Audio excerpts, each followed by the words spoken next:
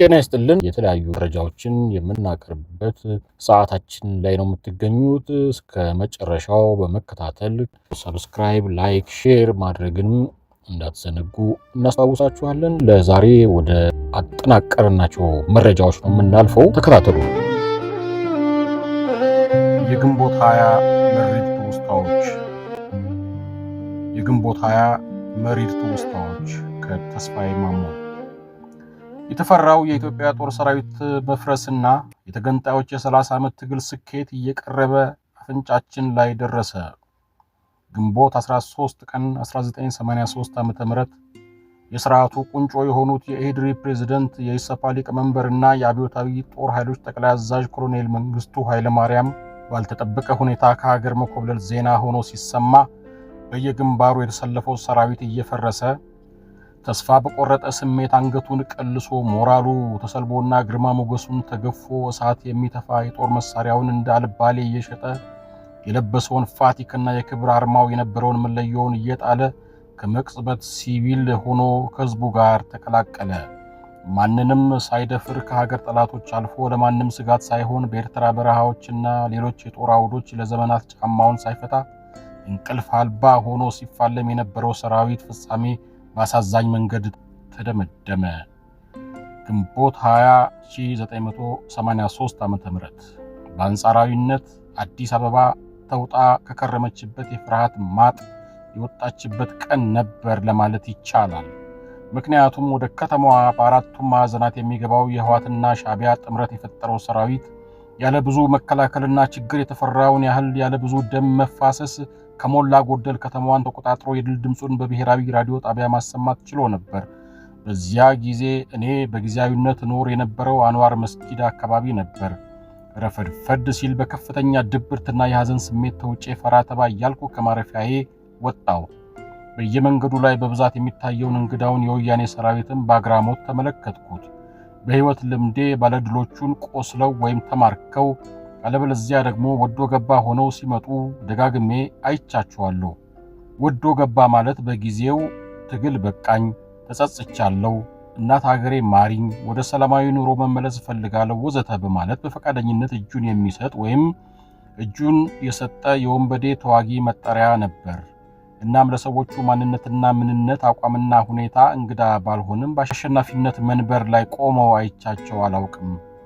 ባለ ቁምጣ ሱሪ፣ ባለ ጨበሬ ጸጉር፣ ባለ ኮንጎ ጫማዎቹንና አልፎ አልፎ ስፓርታ እየተባለ የሚጠራውን የሰራዊት ክፍል አረንጓዴ መለዮ ወይም ቀይ የአየር ወለድ መለዮ ቦኔት በጨብራራ ጸጉራቸው ላይ የደፉ እጅግ ተጠራጣሪና ጣታቸውን ከቃታ ጋር አሳስመው መጠበቂያቸውን ከፍተው በማንኛውም ሰዓት ምላጭ ለመሳብ ዙሪያ ገባውን በከፍተኛ ጥርጣሬና ስጋት የሚመለከቱትን የአዲሱን ሰራዊት ታጋዮች ሳልጠጋ በርቀት ብቻ እያየው እግሬ እንደመራኝ ወደፊት መራመዴን ቀጠልኩ።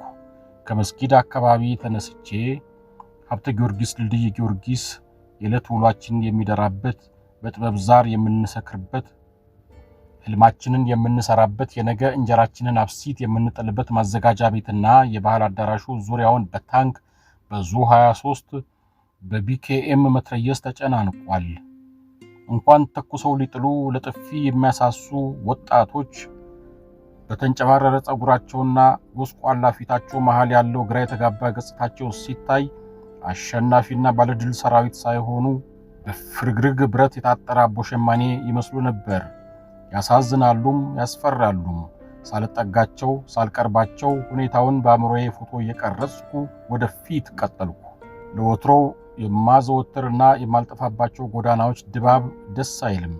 በከተማዊ ባይተዋርነት ተሰማኝ። በስጋትና በፍርሃት እርምጃውን የሚቆጥር ተስፋ ቢስ መንገደኛ አይነት ሆኜ ቀስ እያልኩ ወደፊት መጓዜን ቀጠልኩ። ከተማው በአብዛኛው ግራ በተጋቡ ሁለት ክፍሎች ተውጧል። በአንድ በኩል ሌሊቱን ከተማቸውን የወረሩትን ጉዶች በመገረምና ጥርጣሬ የሚያዩ አዲስ አበቤዎች፣ በሌላ በኩል መሳሪያቸውን አቀባብለው መጠበቂያቸውን ከፍተው ጣታቸውን ቃታው ላይ አስተካክለው አይናቸው በስጋት በሚቁለጨለጭ በረሃኞች ተሞልቷል።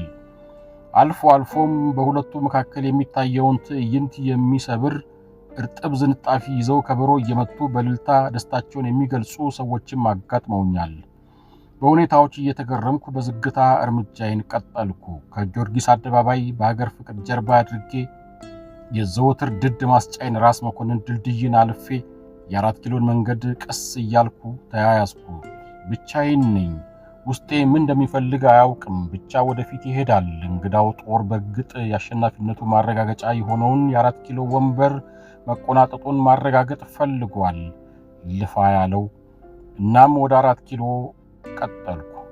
ሽረጋ ሆቴል አካባቢ ስደርስ ከጥቂት ቀናት በፊት ወደ ከተማችን በመገስገስ ላይ ያለውን የተገንጣይና አስገንጣይ ጦር በመቃወም ሰልፍ ከወጡ ወጣቶች መካከል ግንባር ቀደም በመሆን በዚያ ቦታ የተቃውሞ መፈክር ሳሰማ ነበር። ሰብሰብ ብለን ዓለም አቀፉ ማህበረሰብ ሀገራችንና ከተማችንን ካንዣበበባት አደጋ ይታደጓት ዘንድ ትናጋችን እስኪሰነጠቅ የጮህን መፈክር አሰምተናል። እኔ በነበረኝ የተቃውሞ ስሜት ትኩረት ስቤ ይሁን ወይም በሌላ አላውቅም፣ የቢቢሲ ወይም የሲኤንኤን ብቻ ነጮች ከመሆናቸው በቀር ማንኛቸውም እንደሆኑ አላስታውስም። የዓለም አቀፍ ሚዲያዎች ትኩረት በመሳቤ ከትልቁ ካሜራ ፊት ቆሜ አፌ ቆበር እስኪደፍቅ በታላቅ ስሜትና ኢትዮጵያዊ ወኔ የተቃውሞ ስሜቴን ገልጫለሁ። ዓለም ኢትዮጵያንና አዲስ አበባን እንዲታደጋት መልእክቴን አስተላልፌያለሁ። እናም ሽረጋ ሆቴል ጋር ስደርስ ከቀናት በፊት በዚህ ቦታ ያደረኩት ታወሰኝ። የእኔ የቁራ ጩኸት ያልገደበው የተገንጣይ አስገንጣይ ሰራዊት ከተማዋንም ቤተመንግስቱንም ተቆጣጥሯል። ትላንት ዛሬ ላይ የለም፣ በኗል። ታሪክ በአዲስ መንገድ መጻፉን ቀጥሏል። እኔም በከተማውና በራሱ ሜዳ ተጫውቶ በተሸነፈ የእግር ኳስ ተጫዋቾች ስሜት አንገቴን ደፍቼ አይኔ እንባ እንዳቀረረ በፈራ ተባ ስሜት ወደፊት ቀጠልኩ። ወደ ድሮ ሰፈሬ ኬንያ ኤምባሲ እነ ሳምሶን ጋር መሆን አምሮኛል። በዚህ ሰዓት እነሱ ጋር ከመሆን የተሻለ ምንም ቦታ የለኝም። የትምህርት ሚኒስቴር ህንፃን እየታከኩ ሳላስበው የቀበናን አቅጣጫ ትቼ ፓርላማን በስተግራይ አድርጌ ቀስ እያልኩ ስወርድ ሰዎች በፓርላማው ግንብ ላይ ባለው ፍርግርግ ብረት አጥር እያሰገጉ ወደ ውስጥ በትንግርት ሲመለከቱ አየሁ። እናም የሚያዩትን የማየት ስሜት መጣብኝ። ከቀናት በፊት በተቃውሞ ስሜት ሳደርግ የነበረውን ልቤ ያውቃልና በልክ የለሽ ስጋትና ፈራተባት ተውጬ ቀስ እያልኩ ወደ ሰዎቹ ተጠጋው። ሰዎች ሲያደርጉ እንዳየሁትም እየተንጠራራው አስግጌ ወደ ውስጥ ተመለከትኩ። አቅርሮ የዋለው እምባዬ ከውስጥ እየተገፋ ሊዘረገፍ በዓይኔ ግጥም አለ። እነዚያ ግርማ ሞገሳቸው ከሩቅ የሚያስፈራ እንኳን አጥር ተጠግቶ አሻግረው ለማየት ለማስብም የማይደፈሩ ወታደሮች እዚህ እዚያም ፍንክር ፍንክር ብለዋል።